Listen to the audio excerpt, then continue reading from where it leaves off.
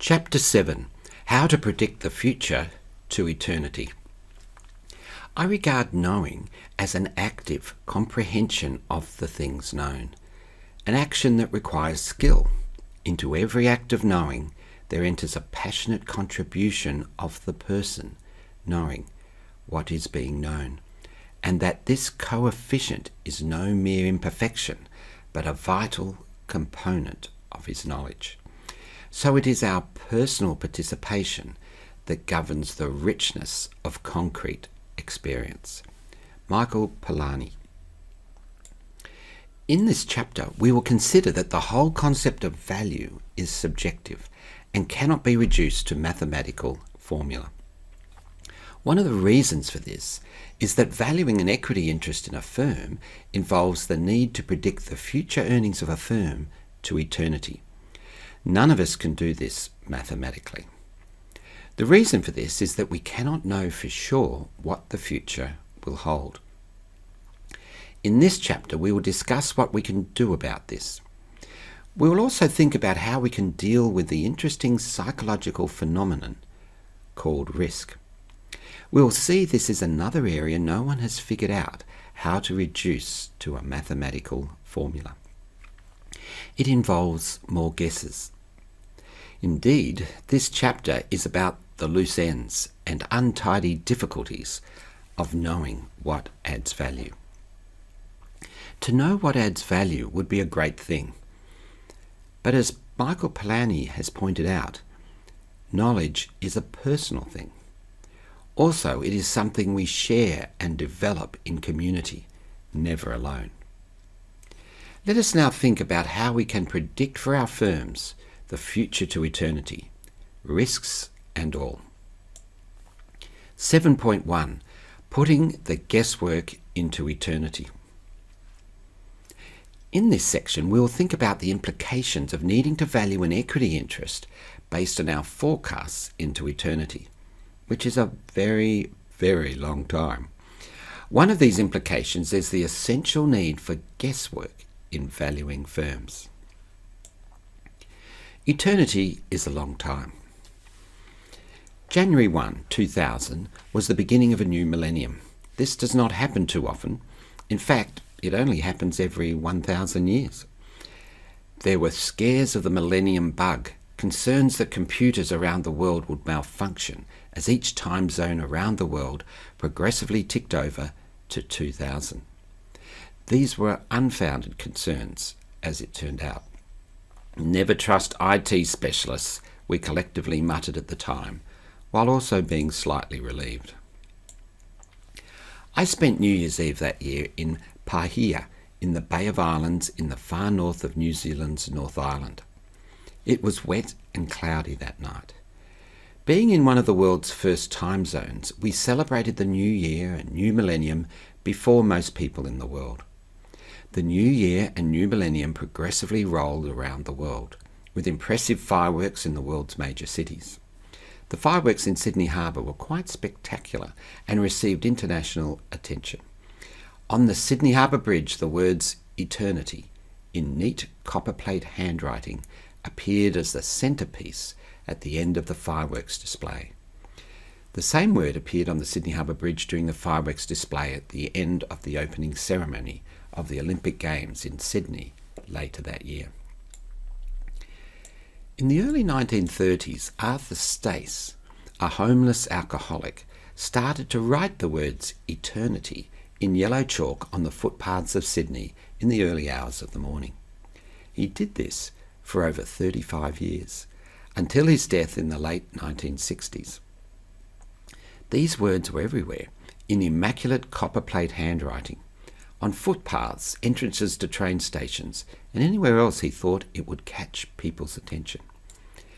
They became a notable feature each day for Sydneysiders in the city and in some of the inner suburbs, as he encouraged people to think beyond the day-to-day and take a moment to think about eternity. Nobody knew who wrote these words until 1956, when the identity of the person doing this, dubbed Mr. Eternity, was discovered.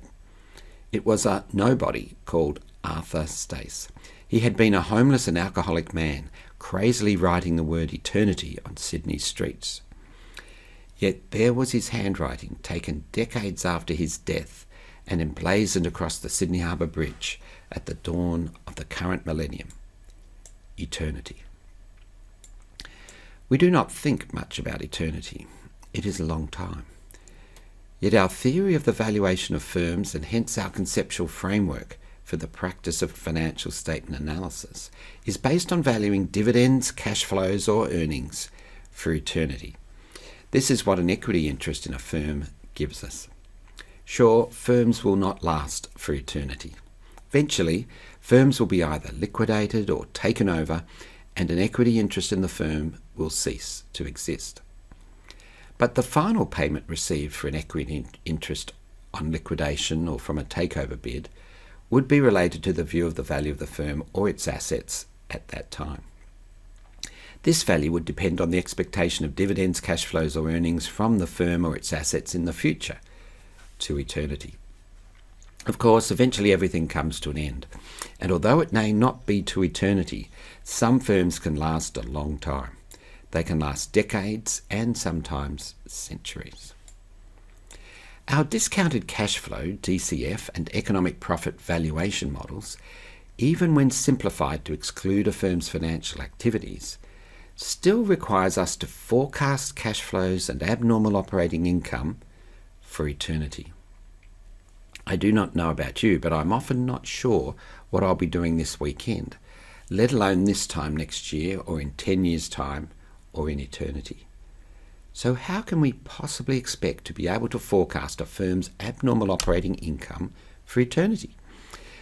This is what we will discuss in this chapter. How to do this task in practice. Those participating in the capital markets of the world recognise this difficulty. Indeed, it is the difficulty of predicting the future to eternity that underpins the central difficulty of financial statement analysis and the fundamental analysis of firms. It is why we can never objectively know what a firm is worth. Yet, fortunately for us, investing equity in firms and analysing the financial statements of firms is not an absolute game. When we purchase or sell an equity interest in a firm, we purchase or sell it from someone else. It is this issue that we will now consider. Guessing better than others. All of you use information from both financial statements and other sources to evaluate the longer-run economic performance of a company. You then assess whether the inherent economic value is reflected in the current stock price. But in making this assessment, your focus is not on coming up with a precise valuation, but on identifying large price-to-value gaps and the risks associated with the valuation estimates. Trevor Harris, Morgan Stanley. Finance theory is based, among other things, on the assumption of homogeneous expectations among all participants in the capital markets. This means that everyone thinks the same thing about the future. No one thinks this assumption is true, although finance models based on this assumption can be very useful in predicting behaviour in our capital markets. This assumption is not true because it is when people's expectations about the future diverge, when they are different, that transactions occur in the capital markets. So when you are purchasing or selling equity interests in firms, whether in the world's listed equity markets or in the private equity markets, you are pitting your capacity to predict the future to eternity against someone else's capacity. It is the great paradox of finance theory that it is possible to do this consistently and win. For this reason, financial statement analysis and fundamental analysis of firms is a worthwhile activity for equity investors. In practice, when we discuss the fundamentals of a company and how the market is likely to value the stock, we focus on the 2 to 3 years immediately ahead. We've found that beyond 3 years, we're going too far into the fiction zone, where people's models tend to have garbage in, garbage out problems. We use a thought process that has a rolling 2 to 3 year time horizon. Andrew Lacey, Lazard Asset Management. The quality of our financial statement analysis will be based on the extent to which we can predict the future of a firm to eternity better than other equity investors in the capital markets. Given that many equity investors give little or no attention to this task, gaining real skills and capabilities in this aspect may give us an edge. It may allow us to know what adds value better than many others. To be able to value firms using the discounted cash flow and economic profit models, we need to be able to forecast a firm's abnormal operating income and cash flows to eternity. We know growth in expected abnormal operating income is driven by increases in the rate of return relative to the cost of capital and by increases in the book value of equity. Usually, we can only meaningfully forecast a firm's abnormal operating income for a short period, for just a few years. However, if we based our view of the value of a firm on the present value of just a few years of abnormal operating income, we would be omitting a large part of the value of the firm. An equity interest in a firm entitles the investor to returns to eternity, not just for a few years. To overcome this difficulty, we need to calculate a continuing value for a firm beyond our practical forecast horizon for forecasting abnormal operating income. Look around where you are. Your horizon is how far you can see. It may be a short distance, for example, if you're in a room with the blinds shut, or a longer distance, for example, you may have a panoramic view of a harbour or a valley before you. Whether short or longer, your horizon is limited, as is your practical forecast horizon for predicting a firm's abnormal operating income. For a discussion about the realities of a forecast horizon, see the great video, Forecast Horizon. What lies beyond our forecasting horizon for our firm? The answer is, we do not know. I'll say that again. We do not know. We cannot predict it by forecasting the economic and business drivers of a firm and relating these to the firm's accounting drivers, that is, to the firm's financial numbers and to a firm's value. We cannot see over the horizon of a firm's future. What lies beyond the horizon is speculation.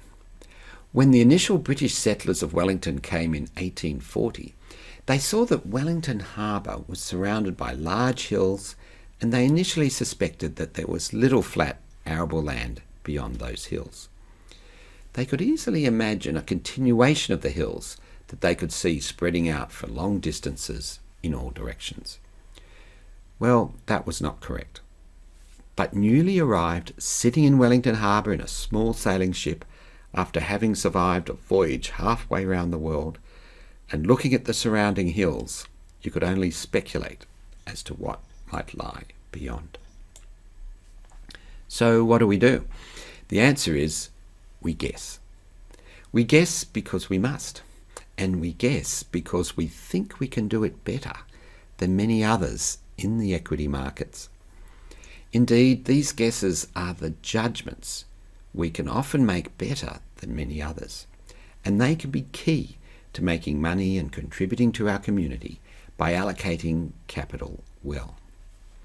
But we must never forget that we are guessing and will invariably be wrong. So we will look for a margin of safety when using the results of our analysis to make investment decisions. A margin of safety is the difference between our estimate of the value of a firm and the amount we pay to purchase an equity interest in a firm. Essentially, it is the margin of safety that will make us rich as an equity investor by skewing the risk-return relationship of our equity investments in our favour. Have a look at the great video, Margin of Safety, which discusses how we can view risk and make it our friend through having a margin of safety. Without a doubt, having a margin of safety is the most important concept we will consider when studying financial statement analysis, valuation, and investing.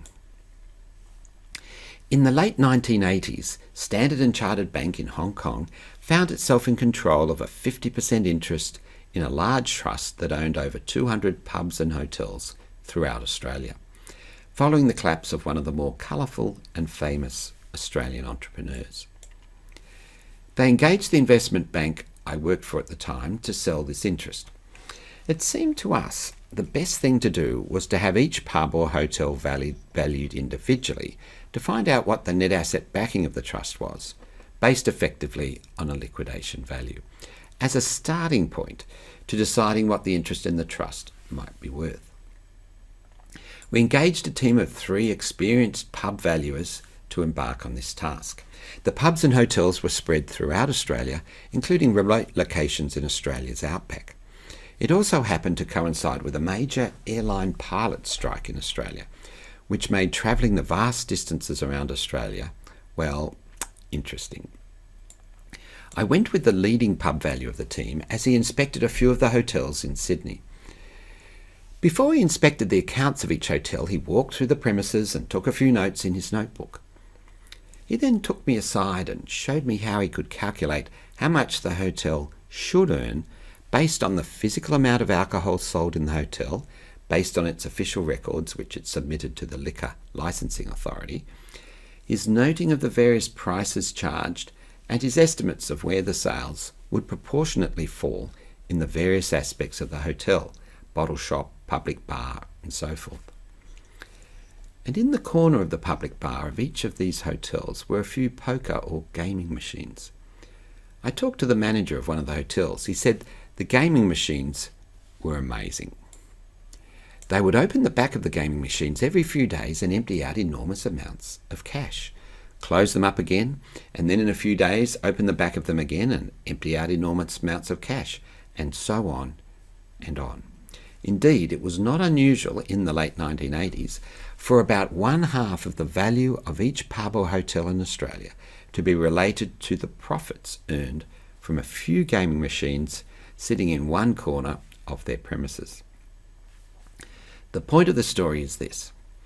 The reason the manager of the hotel could open the back of the gaming machines and regularly have a lot of cash come out was because the odds of winning in the gaming machines were set in favour of the house.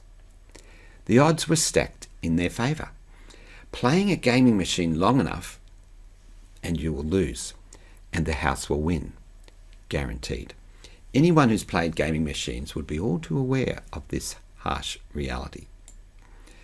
The idea of having a significant margin of safety is the same idea as a hotel having its gaming machines programmed to have the odds in its favour.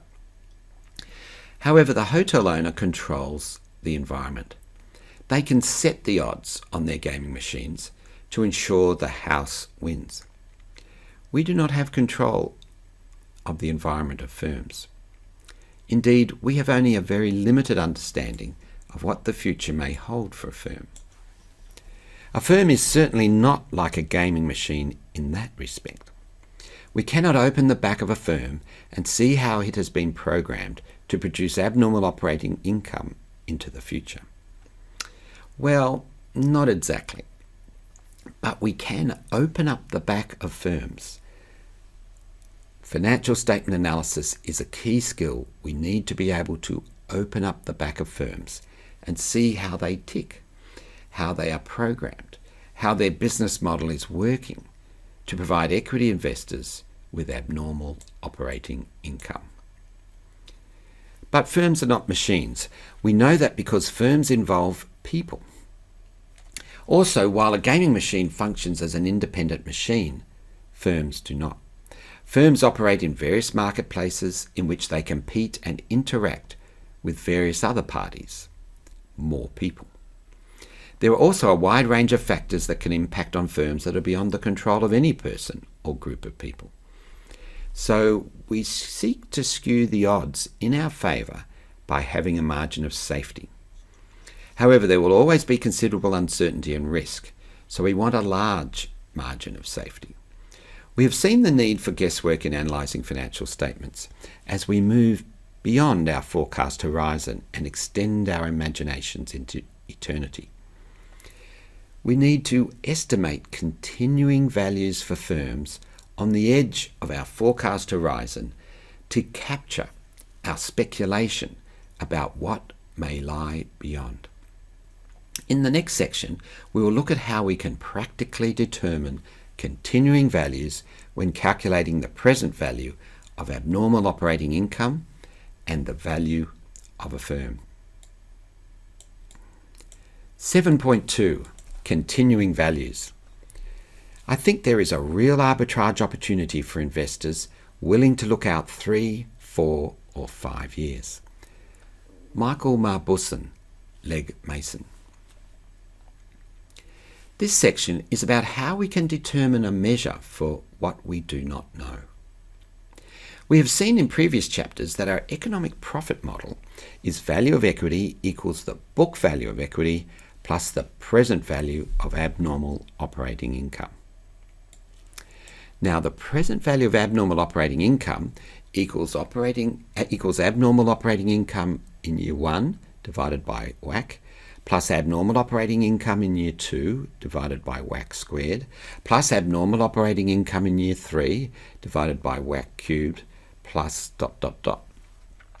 In other words, the present value of abnormal operating income is calculated by discounting the expected future abnormal operating income of a firm for eternity by the required rate of return for operations, that is, the weighted average cost of capital, WACC.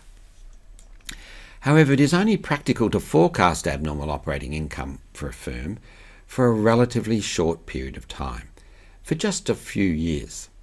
This is called the forecast horizon. How far we can see into the future will vary for different firms, but there will always be a limit, a horizon. We can conceive the value of the equity in a firm to be the value of equity equals the value of equity plus the abnormal operating income in year 1 divided by WACC plus the abnormal operating income in year 2 divided by WACC squared plus ... plus abnormal operating income year t divided by WACC to the power of t plus the continuing value in year t divided by WACC to the power of t. And this is where the forecast horizon is to period t, that is t number of years, and continuing value little t is the value of the firm's equity at the end of the forecast horizon. Now, does this simply mean we have transferred our problem of valuing an earnings stream into eternity as at the present date into a problem of valuing an earnings stream into eternity as at a future date, that is in period t? The answer to this question is, well, yes. But what we have achieved by doing this is to separate clearly what we can reasonably estimate based on information we can critically analyse, that is, book value of equity and abnormal operating income year 1, abnormal operating income year 2, through to abnormal operating income year t, from what we cannot know, that is, continuing value in year t. It is not possible to know the future, but within the constraints of our forecast, we can make convincing, sensible, sound estimates about the future based on a clear understanding of the economic and business drivers of a firm and our forecasts of these drivers. To the extent we can do this, our estimates of value are grounded in reality and can be subject to the discipline of critical discussion and review by us and by others. What distinguishes a crank or a mad person in our capital markets from a financial genius? For example, Copernicus was not a crank. He was Polish and lived in the late 15th and early 16th centuries and proposed that the Earth rotated around a stationary sun rather than the other way around. This whole issue seems quite quaint to us today. To conceive of the sun or the earth as stationary or as the centre of the universe is both odd and irrelevant. Any point in the universe, including the earth and sun, could be used as a fixed point, should we wish to think of it that way, and the rest of the universe considered as related to this point. However, it was a big issue in 16th century Europe. For example, the Christian religious authorities of the time were concerned the notion of the earth rotating around the sun could encourage a return to sun worship by some people. But why was Copernicus not a crank? It was not because he was correct in his ideas. Our current understanding perceives a universe of almost infinite scale, that is, really big, compared to our relatively small sun's minor solar system on the edge of the Milky Way. We now see the sun as not the centre of the universe. However, even though Copernicus was to be later proved wrong, he was not a crank because he was highly critical of his own ideas, which he rigorously and carefully questioned and examined in the light of possible and practical astronomical observations. In the same way, our discounted cash flow and economic profit models are both based on a theory or idea that can help us focus our critical examination of a firm's financial statements and of other information that we may have on a firm to help us understand the economic and business drivers of a firm. This theory can provide us with a framework or a way of thinking that can help us focus our efforts on rigorously assessing the information we have to form a view on the value of a firm. This can increase our confidence in our assessments and give us a solid foundation on which to stand in making decisions on how to allocate our scarce capital into equity investments in firms. As we have seen in previous chapters, financial statement analysis can be a key part of a fundamental analysis of a firm. However, an analysis based on our discounted cash flow and economic profit frameworks does not give the complete or correct answer. One reason for this is the limitations of our horizon. We can only practically see so far. Beyond that, it is pure conjecture. As we've mentioned previously, there is value in separating out what is based on or grounded in analysis of relatively objective information, things we can to some extent know, and what is speculation, judgments based on what we do not know, or on guesses or hunches. By clearly separating that part of our analysis based on careful assessments from those based on speculation, we can identify and limit the amount of speculation and sentiment, for example, fear and greed, that can easily drive our capital markets, particularly at certain times. Remember, our capital markets effectively trade in expectations or dreams about the future. In this way, we can make better capital allocation decisions ourselves and be part of an overall capital market climate that can lead to better capital allocation decisions more generally by market participants. This would have considerable social and economic benefits in any community. Notice that our expression achieves this separation. Value of equity equals book value of equity plus abnormal operating income in year 1 divided by WACC plus abnormal operating income in year 2 divided by WACC squared plus ... plus abnormal operating income in year t divided by WACC to the power t plus continuing value in year t divided by WACC to the power of t. The continuing value, CV little t, is based on speculation, whereas the current book value of equity and our forecasts of abnormal operating income we can critically analyse, discuss and assess in some degree of detail. So how do we arrive at a continuing value of a firm when using an economic profit model to estimate a firm's value? When the early British settlers in Wellington in 1840 were thinking further about what may lie beyond their immediate horizon of the rugged hills surrounding Wellington Harbour, they probably thought about a few possible scenarios. Perhaps those early British settlers in Wellington thought that the rugged hills continued for a long distance in all directions, that is, no arable land nearby, or perhaps that there was some flat arable land to the east only, that is, some arable land nearby, or perhaps that there was extensive arable land behind all the hills, that is, large amounts of arable land nearby. They probably did not seek to form scenarios or speculations that there might be arable land of a certain specific type, or of various heights above sea level, or with thick forests or open plains, or any of a wide range of specific possibilities.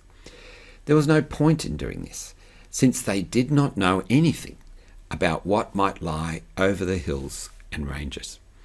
Indeed, given the rugged nature of the immediate environment, they were not too hopeful that there would prove to be any arable land at all beyond their horizon. We can do the same when thinking what might lie beyond our forecast horizon for a firm. It is most effective to simply make some broad assumptions beyond those periods where we can forecast abnormal operating income. The formulas for continuing value we have incorporated into the spreadsheets in this unit and are a little bit impressive to look at in the study guide. The DCF model, the formula for continuing value is CV little t equals operating income t plus 1. That's operating income in the first year after our forecast period, all times 1 minus G divided by RINOA. G is the expected growth rate in operating income, and RINOA is the expected rate of return on incremental net operating assets. That is, on new invested capital, on capital invested after our forecast period. And the economic profit model equals CV little t, continuing value, equals the economic profit in the year t plus 1, in the first year after our forecast period, divided by WACC, plus the operating income in year t plus 1, the first year after our forecast period, all times G divided by RINOA, all times RINOA minus WACC, all divided by WACC minus G. These continuing values are perpetuity-based formulas with constant growth, margins, asset turnover, and WACC. Both CV, continuing value formulas, make explicit the assumptions about RINOA, the expected rate of return on incremental net operating assets, i.e. on new invested capital, invested after the forecast period. Although the continuing value differs between the discounted cash flow and economic profit models, the value of a firm will be the same with either model, given the same projected financial performance. Under the economic profit model, the continuing value formula is the present value of economic profit in the first year after the forecast period in perpetuity, plus an incremental economic profit after that year based on the additional investment in net operating assets at returns exceeding the cost of capital. If expected RINOA, return on incremental net operating assets, equals WACC, then the second half of the continuing value formula for the economic profit model is 0. And the continuing value is the first year's economic profit in perpetuity. Remember, the early British settlers in Wellington probably did not seek to generate detailed scenarios in their minds about what might lie beyond their immediate horizon of the rugged hills surrounding Wellington Harbour. At least there was no point in doing this. If someone had the time, they might have imagined detailed visions of streams or waterfalls in picturesque small valleys, or details of potential rock formations that may or may not exist beyond the hills. But it is unlikely they did. They were too busy ensuring their survival, deciding where to establish the town, grow crops, build houses, even how to survive some early earthquakes. In terms of speculating about what might lie beyond the hills, beyond their horizon, they needed to stick to broad generalities or possibilities. The key issue for them was how much, if any, arable land might lie over the hills. It is the same with financial statement analysis. We have limited time and energy to devote to analysing firms. We need to focus on the key aspects that will affect value. There are several issues involved in selecting continuing value scenarios and a few traps for the unwary. These issues and traps generally relate to being overconfident about our ability to predict what lies beyond our forecast horizon. We should always remind ourselves that we do not know what lies beyond our horizons. It may or may not be a pot of gold. Indeed, even if there is a pot of gold, given the likelihood of mean reversion in most markets most of the time, it probably will not stay that way after enough elapse of time. A key trap in selecting a continuing value scenario is to assume the past will continue indefinitely into the future. We can do this where a firm has strong or poor existing growth. If a firm is providing strong growth in abnormal operating income, then it is likely it will not be able to continue to do this indefinitely. In the case of Ryman Healthcare, other competitors could be expected to enter their markets. Customer acceptance of the sale of occupation rights might change, perhaps stimulated by competitor behaviour. And the market for retirement village units may one day become saturated, and the opportunities for future growth reduce. At one extreme, once every person over 75 years of age is living in a retirement village, the opportunities for growth will be much less. A slowdown in growth is inevitable eventually. Also, demographic factors such as an ageing population in New Zealand and Australia will eventually reverse as the baby boomer generation dies in the next 20 to 40 years. However, some firms do manage to provide a large and growing abnormal operating income for long periods of time. For example, Ryman Healthcare has been performing strongly since its listing in 1999. A few companies do manage to buck the trend of mean reversion of returns for quite long periods, but usually it is only a few. And mean reversion, which means reverting back to the mean or average or middle ground, and mean reversion will eventually catch up with them too, even Ryman Healthcare.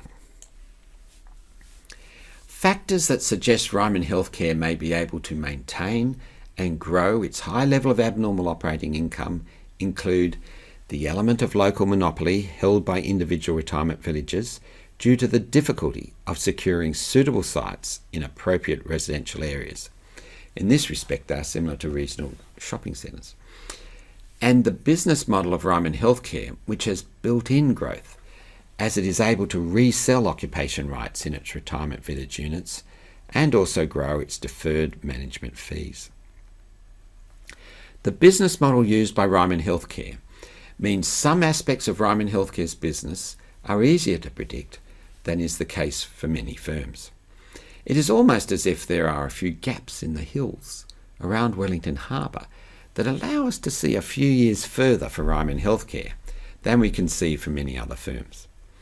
Indeed, it is relatively easier to predict abnormal operating income for firms with established and proven business models in strongly growing markets where they can extend and develop their activities using their existing business models than it is for firms facing more significant change and unpredictability in their markets and environment. We have seen one trap in selecting a continuing value for a firm is to assume the past will continue indefinitely into the future. Another trap is to fail to carry out sensitivities in our calculation of a firm's continuing value. We should conduct sensitivities over a wide range of possible scenarios. This will help to give us a feel for the possible valuation ranges for a firm based on changes to the primarily speculative elements of our valuation. This may also suggest the range of prices at which it may be possible to transact in a firm's equity, both in terms of buying when sentiment is more negative and of selling when sentiment is more positive. Also, explicitly considering the makeup of a continuing value can be particularly useful in assessing the apparent reasonableness of the listed share price of a firm or any price offered for the equity of a private firm. We can use the economic profit model to determine the growth rate beyond the forecast horizon that is implicit in the share price of a firm.